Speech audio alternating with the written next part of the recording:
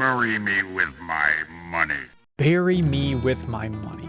Those 5 beautiful words might be your one point of reference with Sunset Riders, Konami's classic game from 1991. You've seen a meme, maybe you even remember playing it once or twice. That is the correct response. Some of us, however, have spent way too much time playing and thinking about this absurd game. Hi, I'm Ben Hansen with MinnMax, and this is what it's been like to spend 30 years searching for meaning in Sunset Riders. So I grew up in rural Minnesota, way out there, middle of nowhere, and I was starving for entertainment. Here's my mullet, and I guess the rest of my body salivating over a Teenage Mutant Ninja Turtles track screen at a roller rink on my 5th birthday. I didn't have an NES, Genesis, Game Boy, Super Nintendo. I played a handful of games on an old Apple II. Can you call these games? The biggest thrill of my young gaming life was at the very appropriately named Games Lake.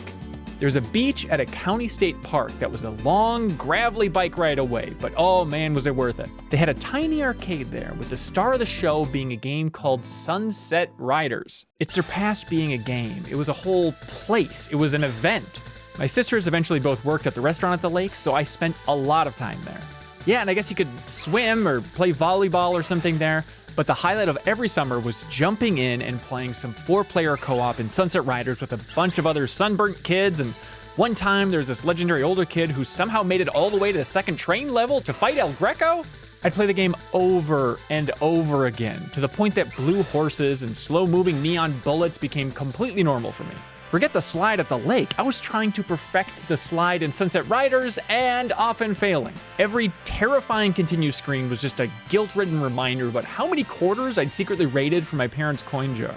Sunset Riders was a magical, weird fusion. If you think about it, it was 1950s Hollywood and 1960s Italian spaghetti westerns' depiction of the American West from the 1850s through the lens of 11 game designers in Tokyo in the early 90s, which was then devoured by a kid in rural Minnesota. I loved it. I loved everything. The hilarious rakes, Billy's Michael Jackson pose, the Konami as Hell music, whose composer also worked on Metal Gear and Snatcher, just the phrase run to avoid getting killed, memorizing the gap in those bulls, silly death animations, hanging onto the chandelier to fight the Smith brothers, the bonus stages where it's made very clear that this town has a problem. Obviously you got the sex appeal.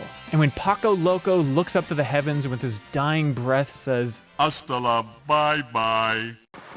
Oh, it's perfect. Does anybody else out there care about this game? Was it just a gaming oasis in the desert for me? I mean, if you look at it from Sid Meier's definition of a game as a series of interesting decisions, I guess you can choose when to jump. I mean, co-op coordination is basically 0, but that doesn't matter. It locked in my brain as peak entertainment. It's not what happened on the screen or in my hands, it's what happened in my head. Eventually, the Sunset Riders arcade cabinet disappeared mysteriously from the Games Lake arcade. But, you know, at that point, I had a modded original Xbox and I could play Sunset Riders on that thing for free. Endless access to this beautiful piece of software. And I continued to grow up with the game. Back at the lake, Cormano Wild was the least popular character by far. Believe it or not, a bunch of white kids in the early 90s would rather play as somebody named Billy Cool than a purple Mexican guy. Maybe it was because I was the youngest one there and I had to take any opening I could get, but Cormano was it for me, the only real option. He was the best. Those stupid kids had no idea what they were missing. His spread shot shotgun is obviously better than Steve and Billy's pistols. Yes, there's Bob and his gun is also cool, but no. I mean, look at this. Cormano can steal the boss's sombrero. Overall, growing up with Sunset Riders, you'd start to notice more and more things. It's a little rough culturally. The big bad himself, Richard Rose, falls into that classic effeminate villain trope. This boss's name in the arcade was Chief Scalpum. Console versions tried to soften it by changing his name to Chief Wigwam. The instruction manual says that the reasons Indians are attacking you in this level, which they call TP City, is because of a mistranslated toast at a feast, which enraged all of them. When I was a teenager, I remember laughing at the outrageousness of the game for its racism. Like, look what they called this boss! Can you fucking believe this? It's absurd! But as I got older, the value I placed in offensive shock value itself plummeted. So, my love of the game continued, but now obviously with a few asterisks thrown in there.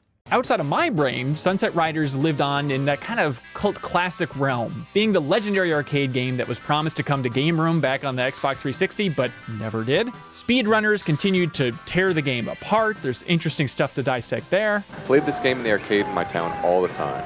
They got rid of the arcade though. Feels bad now. Ah, too bad. Konami and our dear friends at I Am 8-Bit released a vinyl version of the soundtrack, which I bought immediately and even got a sweet Konami retweet. But after playing the game so many times, I realized that the nostalgic magic just wasn't there in the software anymore. I knew my mistake, however. The magic must have been in the hardware.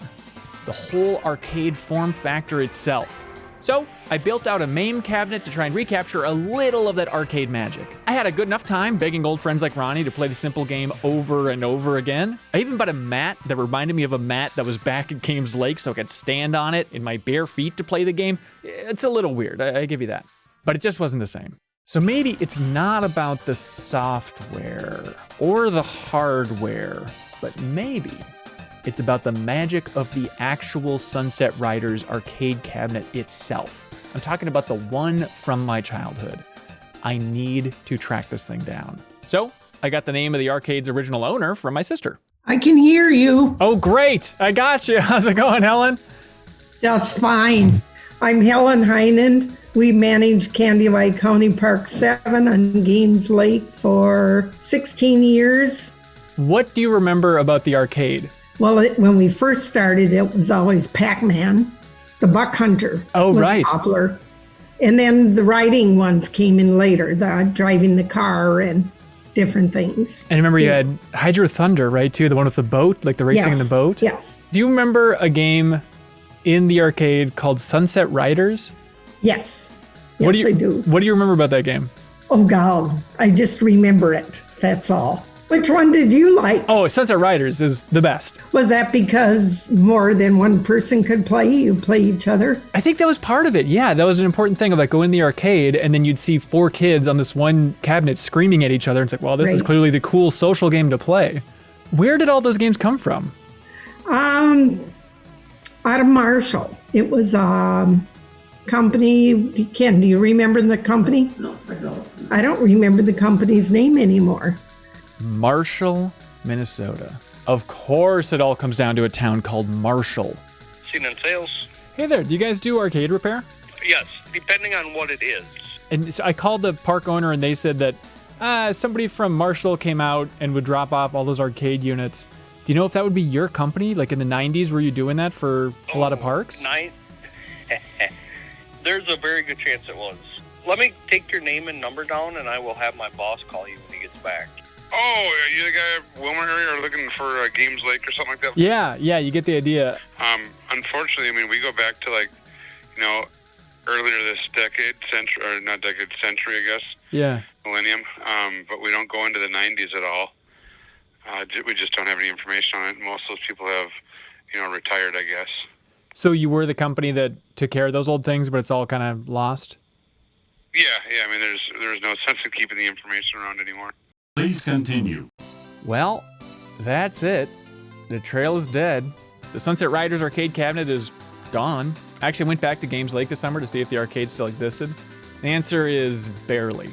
No real games, nobody that cares about game design, just a bunch of half-hearted quarter suckers. Poor Mono didn't deal out justice for this version of the future.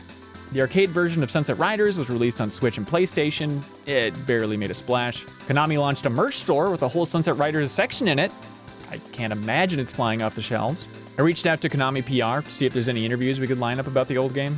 And nothing. Konami recently invited indie devs to take a stab at reviving some of their old IP. But instead of Sunset Riders, they offered up Twin Bee and Gradius. And I know that on the list of Konami IP to revive, Sunset Riders is pretty far down that list. I get it. It's gone, and maybe that's a good thing. The other day, my sister sent me pictures of my nephews having a blast at the Games Lake arcade. Turns out it wasn't about the specific game or the hardware. It was about how it made you feel. So let the times change. For all of its good and bad, let the past go. It's okay to bury it with its money. If you enjoyed this video and want to help support more like it, you can always hit subscribe to MinnMax's YouTube channel. We're a channel about games, friends, and getting better, supported over on Patreon. Our flagship show is the MinnMax Show podcast. You can always subscribe on your favorite podcast app. And we also have The Deepest Dive, which is the best, most thorough discussion about games on the internet. So check us out. Help spread the word if you want to help support independent games media. We appreciate it. Thanks so much, everybody.